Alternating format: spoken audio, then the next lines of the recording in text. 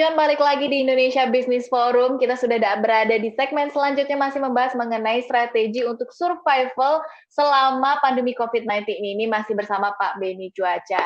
Halo Pak Beni. Halo. Halo, kita balik lagi ya Pak. Tadi kita udah ngobrol mengenai bagaimana cara menggeser positioning perusahaan dari weakness menuju strength. Nah, tadi tuh pembicaranya sampai kepada tiga indikator nih ya Pak Beni. Pasti sahabat Eljon di rumah tuh udah penasaran karena tadi sudah menyimak dengan seksama. Silakan boleh dilanjutkan lagi Pak Beni.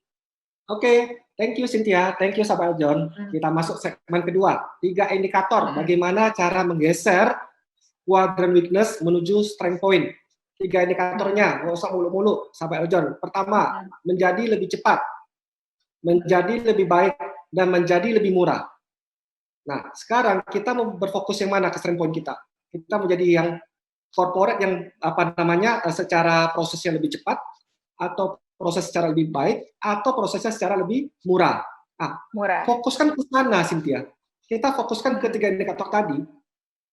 Nah, supaya bisa fokus ke 3 indikator tadi, ya, langkah-langkah secara detailnya adalah pertama, lakukan yang organisasi. Jadi kalau organisasi kita... Boleh diulangi Pak, sedikit putus-putus tadi mungkin boleh diulangi. Yang pertama? Pertama adalah slim fast organisasi. Slim fast organisasi. Ya, coba Cynthia bayangin ya, kalau organisasi Cynthia itu gendut, ya kayak piramida gendut, otomatis kan orangnya banyak sih. Kalau orangnya banyak, kira-kira itu cost-nya bengkak atau enggak sih? Cost-nya tinggi atau enggak kalau orangnya sangat banyak? Bengkak. Nah, itu apalagi dia, jika pemasukannya menurun gitu ya Pak?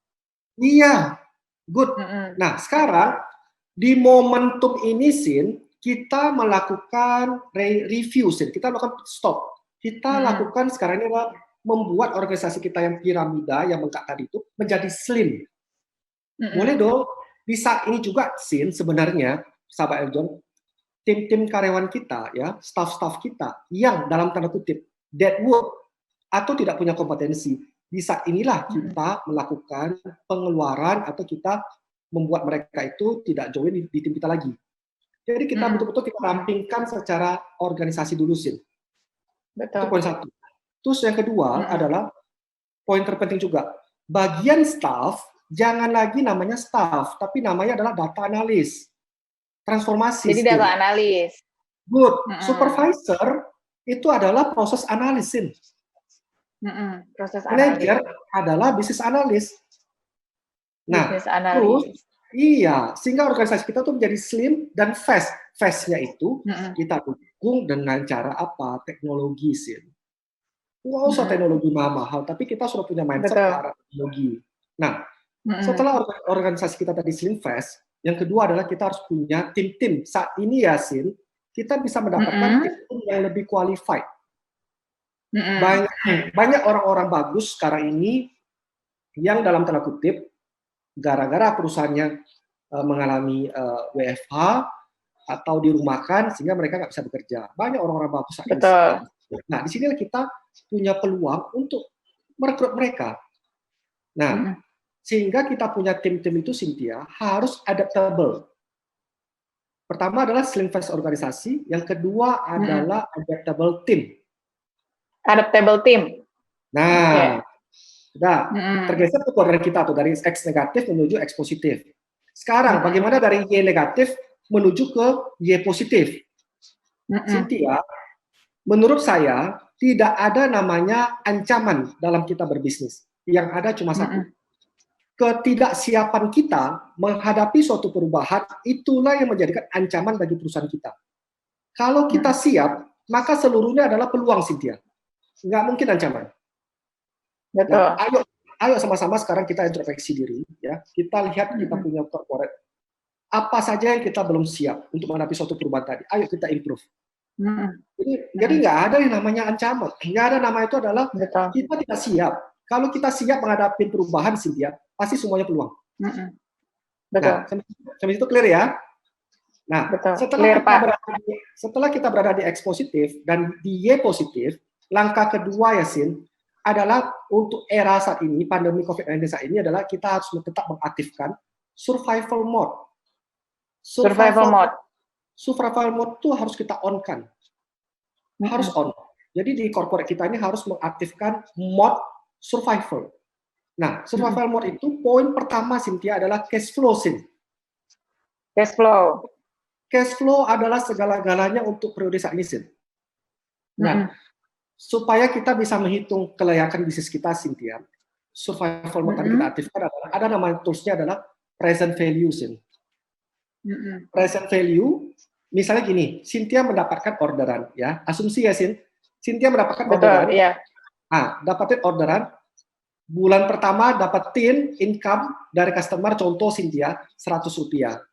Bulan kedua 100, bulan ketiga 100, bulan keempat 100, bulan kelima 100. 500 rupiah kan, Sin? Good ya? Nah, 500 rupiah tadi, Cynthia, 500 rupiah tadi ini, Cynthia harus mengeluarkan cash untuk menggerakkan, mendapatkan bisnis 500 rupiah tadi itu senilai 450 rupiah.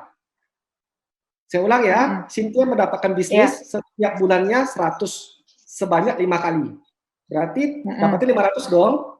500, ya. Nah, untuk mendapatkan 500 tadi, Cynthia harus mengeluarkan resources senilai 450 rupiah. Menurut Cynthia, apakah bisnis ini layak kita ambil? Layak, Pak. Nah, hati-hati Cynthia, hati-hati sampai Eljon. Karena kalau kita mengurangkan 500 kurang 450, terkesannya 50 rupiah ini kita punya margin sudah ada kan ya. Hati-hati Cynthia. Nah, waspada Cynthia. 50 rupiahnya yang 50 rupiah tadi yang bersifat margin tadi itu Cynthia, hati-hati terhadap time value of money. 100 rupiah kita di bulan pertama nilainya saat ini itu belum tentu 100 rupiah Cynthia. Apa tuh time value of money? Simpelnya gini Cynthia. Cynthia dulu beli permen, harga permen berapa satu biji? 500. 500. Biji. Satu biji. Dulu waktu SD. Waktu SD satu biji berapa ya? 100 mungkin. 100. Sekarang berapa harga permen? Ya. Sekarang udah 1000. Nah, nampak Cynthia? Permennya sama, tapi nilai yang harus Cynthia bayarkan itu sekarang jauh lebih besar. Betul, semakin meningkat ya Pak. Nah, itu yang disebut dengan nama kondisi inflasi, Cynthia. Itu inflasi. Nah, kalau kita tidak memprediksi, tidak memperhitungkan nilai kita punya interest rate return-nya, bahasa kerennya interest rate return-nya, Cynthia. Nilai inflasi rate-nya itu tadi, hati-hati ya, duit kita tuh tergerus, Cynthia. Nilai 100 rupiah harga satu permen tadi itu 100 rupiah nggak berkurang, tapi apakah 100 rupiah itu tadi dapatin permen? Belum tentu jawabannya. Belum tentu. Iya. Nah, poin pertama adalah pada saat kita melakukan analisa kelayakan bisnis tadi itu adalah perhatikan 2 poin Cynthia. 1, cash flow. Banyak para business owner tidak memperhatikan cash flow, dia hanya memasukkan unsur revenue yang dia dapetin. Atau memasukkan unsur margin yang dia dapetin. Tidak boleh Cynthia. Dilarang keras. Yang harus kita masukin itu adalah untuk membuat proyeksi ke present value, harus memasukkan unsur cash flow. Cash flow dibagi, buka kurung, 1 tambah I pangkat N. Nah, yang biasanya terjadi kesalahan adalah di I, Cynthia, interest rate return. I ini biasanya sering dipakai itu hanya inflasi rate. Hanya inflasi rate. Nah, itu kesalahan yang sering terjadi, itu hanya inflasi rate. Menurut Pak Beni, itu ada 3 komponen, Cynthia. 1 adalah inflasi rate, yang kedua adalah return, yang ketiga adalah risk factor. Risk factor, oke. Nah, yang sering saya lihat ya, para project director ya, atau project analysis tadi melakukan adalah, pertama, kesalahan yang dilakukan, memasukkan unsur revenue atau margin. Yang benarnya harus masukkan unsur cash flow. Kenapa harus masukkan unsur cash flow, Pak Beni? Karena duit yang kita keluarkan saat ini adalah untuk melakukan operasional tadi adalah berwujud uang tunai untuk melakukan yang namanya operasional. Maka kita juga harus ukur cash flow-nya kembali. Jadi cash in dengan cash out itu yang harus kita ukur. Cash flow 1. Yang kedua I, Cynthia. I itu tidak hanya interest rate return. Interest rate return itu tidak hanya inflasi. tapi adalah return plus risk factor. Banyak hal yang kita hitung, oh ternyata proyek ini layak untuk kita jalankan ya. Oh layak. Ternyata pas saat dana dari bank sudah kita kucurkan, dana dari bank kita sudah dapat, ternyata tidak disetujui pada saat kita mau operasional. Terus bagaimana membayar angsuran bank tadi? Bagaimana membayar bunga bank tadi? Yang kedua, misalnya kita bangun konstruksi, ya kan? Kita lupa melakukan risk factor tadi. Terjadi gempa bumi, bangunan roboh. Apa yang terjadi? Habis lagi. Nah, risk factor tadi hati-hati. Sekarang kita bicara misal logistik, pengantaran barang. Ini di era pandemi COVID-19 ini, Cynthia, tingkat kriminal akhir-akhir ini mulai naik ya. Nah, kalau kita lupa memasukkan risk factor kehilangan barang kita, lupa mengasuransikan barang kita, apa yang terjadi? Udah lagi kita punya duit. Nah, risk factor ini lupa. Oke, jadi present value itu, Cynthia, ada dua variabel yang terpenting. Pertama tadi adalah unsur cash flow, Cynthia. Cash flow. Ya, yang kedua adalah interest rate return.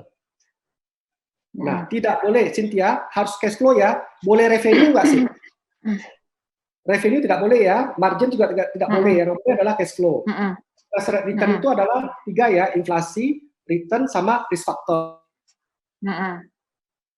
Mungkin formula lu Pak Ben, maka diasumsikan semua proyek itu tidak layak jalan. Kalau lu terlalu perhitungan lu sampai sedetil itu, sehingga semuanya lu masukin, sehingga membuat proyek ini tidak layak untuk secara kita lakukan. Jawabannya, saya bilang layak. Caranya apa? Perbesar cash flow. Loh, bisa perbesar cash flow. Oke, tahan dulu untuk caranya nih Pak. Tahan dulu untuk caranya Pak Benny. Oke, nah sahabat aja itu dia penjelasan dari Pak Benny, cukup sangat jelas dari survei cash flow yang semua sudah dijelaskan. Dan nanti akan kita lanjut lagi di segmen selanjutnya. Nah, tadi karena sudah terputus, mungkin sahabat Kelvin sudah penasaran seperti apa. Jangan kemana-mana, tetap di Indonesia Business Forum.